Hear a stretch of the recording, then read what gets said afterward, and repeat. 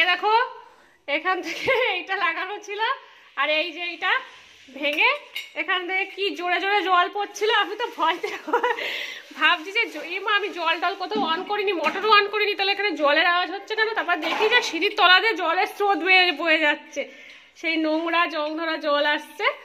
সে অনেক দিনের সে জাম হয়ে গেছিল নলকাটা, দিয়ে নলকার চাপে এটা ভেঙে গেছে, দিয়ে এখান থেকে পুরো একটা স্পিডে জল বেরোচ্ছিল। তারপরে ওর পাপা এটা খুলে দিল, দিয়ে আবার এইটা ঘরে ছিল, এটা এখন লাগিয়ে রাখলো, বললো আবার পরে এটা কিনতে হবে, তারপরে এটা লাগাবো। আমি ভাবছি খেয়ে দিয়ে একটু মামার বাড়ি যাবো, একটু রেস্ট নেবো, এবার তারপরে জামা কাপড় বের করবো, রেডি হবো। তো কাজ বেড়ে বসে থাকলো, তারপরে ওর পাপাই সব পরিষ্কার করলো। এই দেখো সব জল এখনো পড়ে, কি অবস্থা হয়েছিল, সারা ঘর এখানে জল হয়ে গেছিল। যেটাই বুঝতে পারছো ওর পাপা এখনই পরিষ্কার করছিল, তো তখন যদি ভিডিও করি তখন রেগে যাবে, সেখানে আমি ভিডিও করার সাহস পাইনি। সারা ঘর জল, এই দেখো সব জলে কি অবস্থা।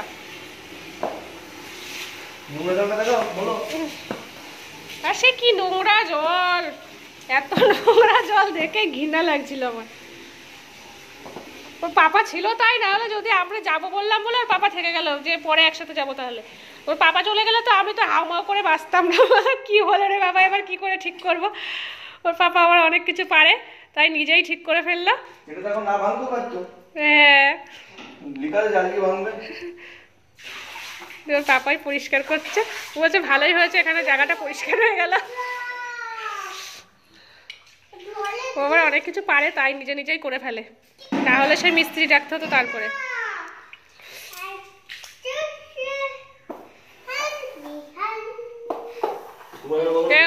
কি অবস্থা হয়েছিল বল।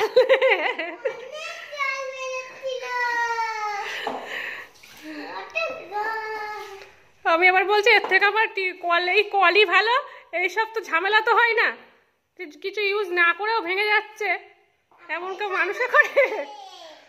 আরে এখানকার মানে জলে, পশ্চিমবাংলার জলে যে এত আয়রনেই সব জিনিস নষ্ট হয়ে যায়।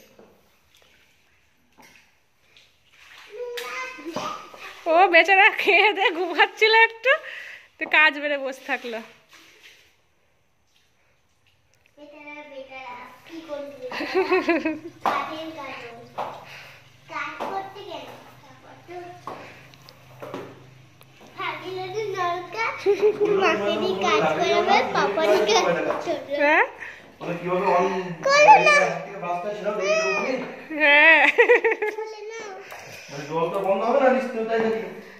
সেই উপর থেকে প্রথমে ট্যাঙ্কি থেকে জলটা অফ করে আসলো, তারপরে এখানে এটা লাগালো, বললো যে দাঁড়াও আর একটু নোংরা জলটাকে বের করে দিই। তারপরে নোংরা জল ছাড়ছিল, আর সেই বালতি বালতি করে আমি ফেলছিলাম।